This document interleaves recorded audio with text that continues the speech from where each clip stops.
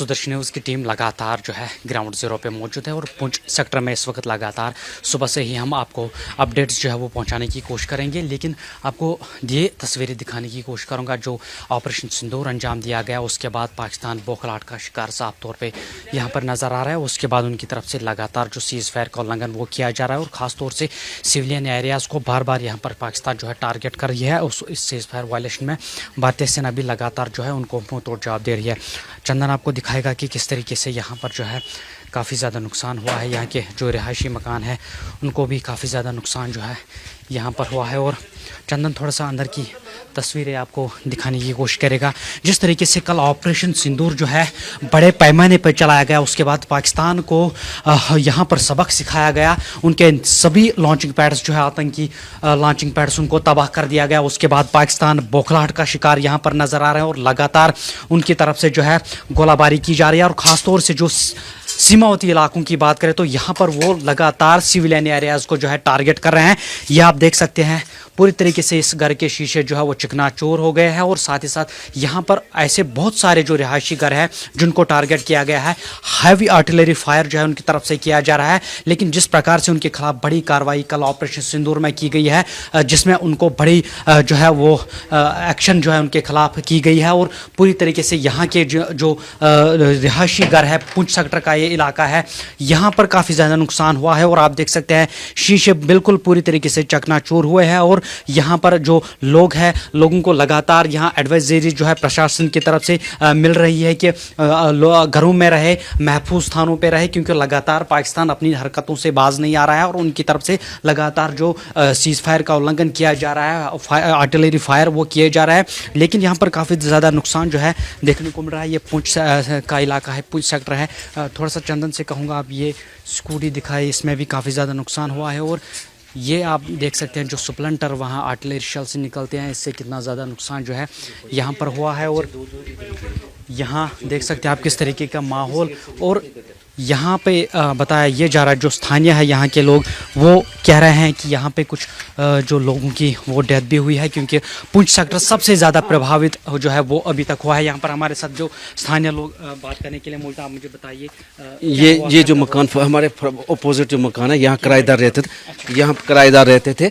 उनके दो बजे उनके सुरनकोट से उनके बंदे आए थे गाड़ी लेकर उनको ले जाने के लिए। यहाँ से उनकी मदर जो है वो पहले बैग लेकर गाड़ी में छोड़कर वापस आ रही थी। इतने में जब ये हिट हुआ, ये इस दीवार को जो ब्लास्ट हिट हुआ, वो यहाँ गले में पड़ने के बावजूद उसके बावजूद उससे जब ब्लास्ट हुआ, वो जब ब्लास्ट होने से बच्चे यहाँ से निकले। जब बच्चे निकले, बच्चे एक वहाँ गिरा इस गाड़ी के पास, एक यहाँ गिरा हुआ था। उनका जो फादर था वो उस मोटरसाइकिल के पास गिरा हुआ था।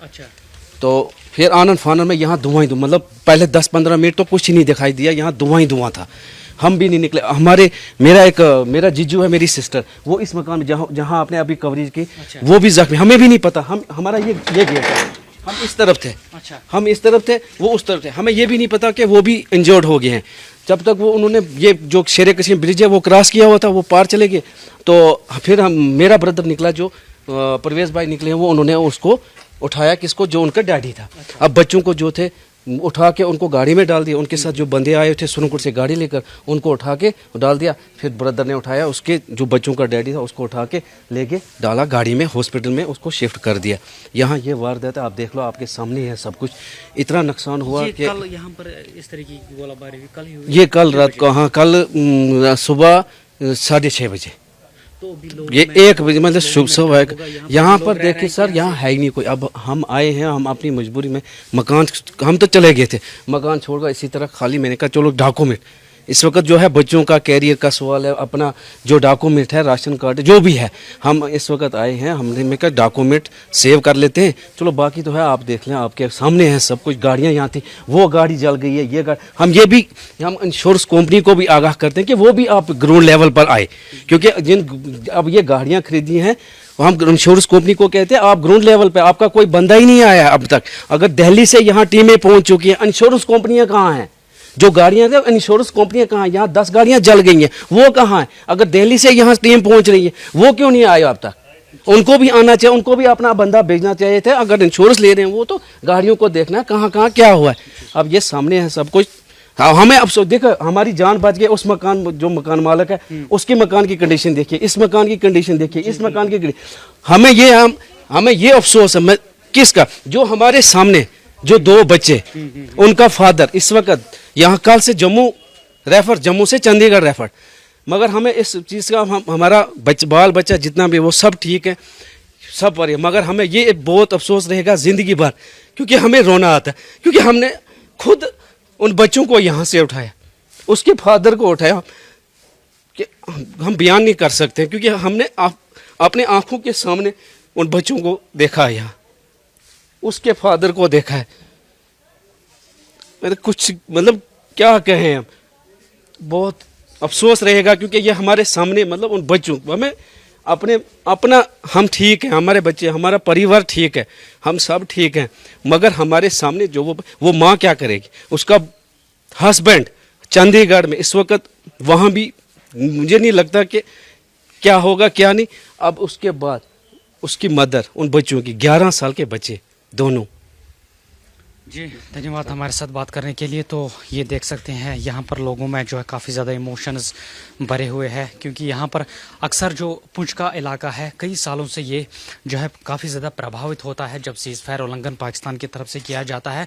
और कल भी जिस तरीके से जो है एक ऑफिशियल आंकड़ा आया है कि 13 लोगों की मौत हो गई इस पुंछ सेक्टर की बात करें, साथ ही साथ 44 जो है घायल हो चुके हैं।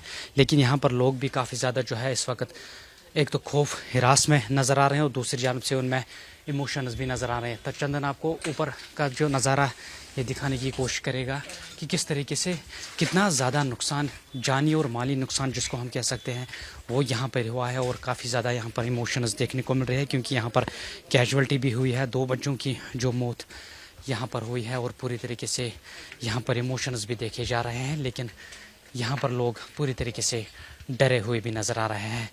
कैमरा पर्सन चंदन के साथ Rohail Bashir, Sudarshan TV, Poonch sector, line of control.